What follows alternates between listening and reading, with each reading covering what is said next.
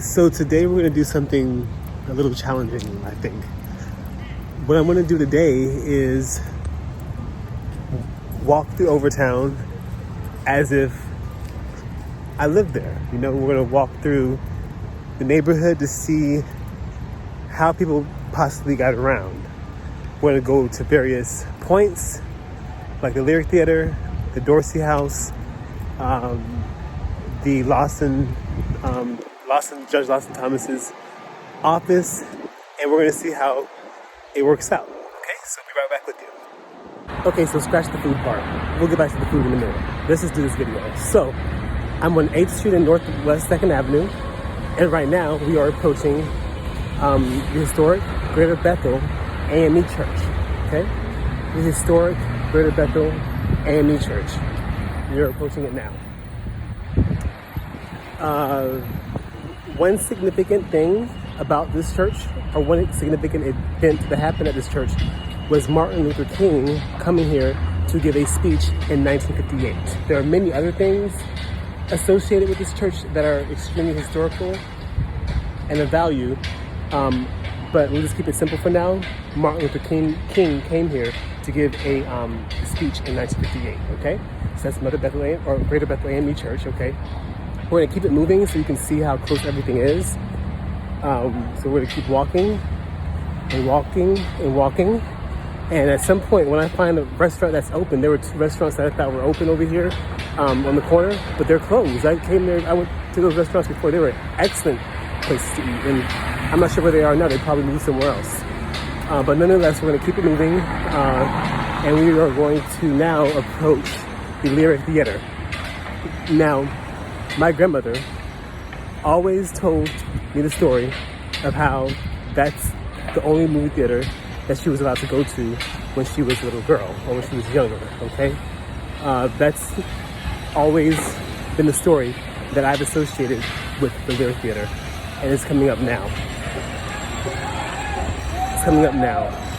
So much gratitude to the Black Archives and all the other resources put into this place, because it is now it's in its original state, but at the same time renovated to bring it life, okay? So let me show it to you. Here it is behind me, the historic Lyric Theater, okay?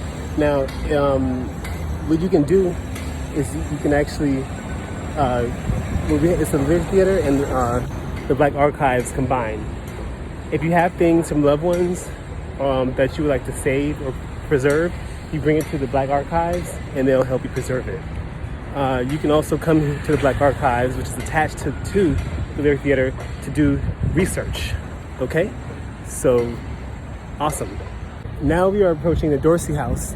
Dana A. Dorsey was the first Black millionaire in South Florida, and he did, his service to mankind was phenomenal. He actually, many people I don't think realize this, but he actually had a beach for blacks before Virginia Key Beach, right? There was a beach before Virginia Key Beach. It was actually Fisher Island. Fisher Island was actually the first black beach in South Florida for blacks. However, Fisher was trying to develop some things, and taxes were raised high, and due to racism, Dana A. Dorsey had to give up the island. And for a time, blacks didn't actually have a beach until Virginia Key Beach came about again. So there was a beach before Virginia Key Beach for blacks, which is now considered Fisher Island. Fisher Island is where blacks were actually enjoying themselves on the beach until it was taken away due to taxes being raised high, and due to racism. So here is the Dana A. Dorsey house, okay? This is his home. It's well preserved. I've been inside. They have it closed now, but that's awesome. And this is actually right behind Bethel AME Church. I don't know much about the Ward House, which is right here, and it's actually right across from the Dana A. Dorsey's home, as you can see. I just simply know that it was one of those places where people could stay if they needed a place to stay. especially when, of course, due to Jim Crow and due to certain laws, blacks were unwelcome, blacks and Native Americans were unwelcome in other places. The Ward House was a place for people to stay if they needed to stay there. That's all I know really about the Ward House. And hopefully soon I'll have more information about the Ward House, and hopefully maybe we can go inside. And again, this is across from Dana A. Dorsey's home, as you can see here, and this is Northwest 9th Street and 2nd Avenue. So now we are leaving the Ward House. Again, the Ward House was a place where people of color could stay. They needed to stay there. And we just passed the Dorsey House, and now we're passing the Lyric Theater. We're going to go now to Judge Lawson Thomas's office. So I'm crossing the street, okay? I'm crossing the street. I wonder what they have going on over here. Looks interesting. Okay, crossing the street. Okay, and we're about to be at Judge Lawson Thomas's office. And again, Judge Lawson Thomas was the first black judge in Miami. All right, and he did so much. His service to mankind was a lot as well. One of his major contributions was leading the wait-in to get a beach for blacks. I just told you back there when we were at Dorsey's house that there was a beach for blacks, but it was taken away due to the taxes being high and due to racism. So blacks were without a beach for decades, for a long time. They could not enjoy South Florida's best prize because of racism.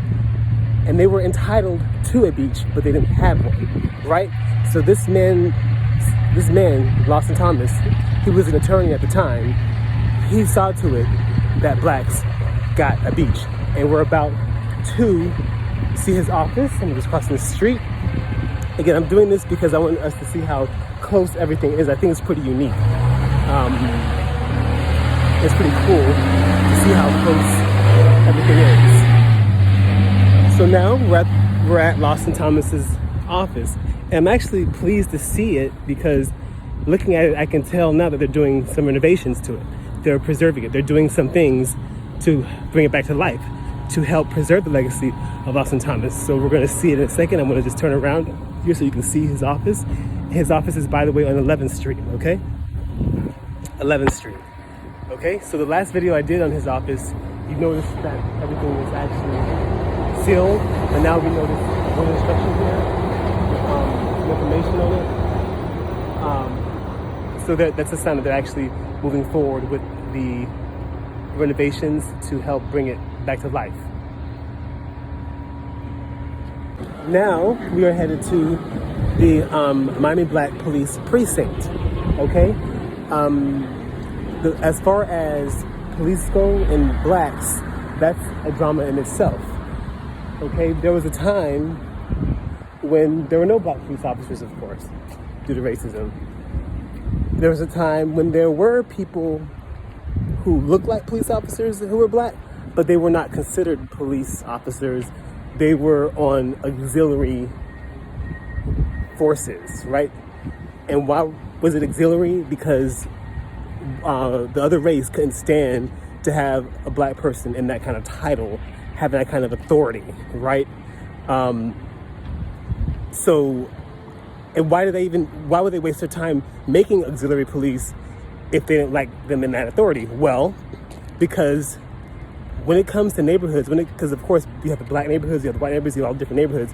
When it comes to policing, it's important to have police who can understand the neighborhood that they're policing. And of course, the opposite races couldn't really understand Liberty City Square, right? They couldn't understand certain neighborhoods. So it was important to have people of color policing those neighborhoods, although they weren't really police officers getting the benefits that white police officers were getting, okay? But besides that, and it wasn't just, the aspect of them not being able to relate, it was also the brutality, that the white police officers were putting on to black people. because of their race. So there had to be something had to be done, and that's how black police were introduced to Miami's culture, or Miami's safety, Miami's keeping the peace aspect. So this, I hope we're going the right way. Yeah, we're going the right way. Yeah, so I'm in Overtown, so you know, it's different. This expressway itself has a story, you know. This expressway that we have here, that I'm looking at, that I'm going under, this is what kind of kind of messed up the culture of Overtown, right? It was a thriving place with the Black Renaissance vibes, right? With the Black progressivist vibes. But then when this expressway was built, all the people had to move, and Overtown, the culture of Overtown was pretty much destroyed. Okay, so I'm not sure this is the exact expressway, but I think these are the exact expressways. Kind of, sort of. You get the point. So we are approaching the Black Miami Police Precinct. It's coming up now. It's coming up now. It's coming up now. It's coming up now. And here it is. I think this is it. Are they closed or are they open? What's up with them? They look like they're open, but I know I've been in there before. It's a pretty nice place to visit. But yeah, here's the Miami Black Police Precinct. This is the Miami Black Police Precinct, okay? This is it right here, in here. I believe I have to I forgot how I got in. I know I've been here before. I forgot if I actually paid earlier, or if I made an appointment earlier, but in this museum gives a lot of wonderful history about, you know, the progress of blacks and the police force and the things they had to do to survive as a force. There's lots of awesome artifacts in here, lots of awesome photos. The staff is nice. It's a great place to visit if you want to learn more about the black policing in Miami. Oh, and by the way, the street that we're on, I couldn't tell you. Okay, we're on 4th Avenue and 11th Street, okay? So that's the Black Miami Police Precinct. This is a better picture of it.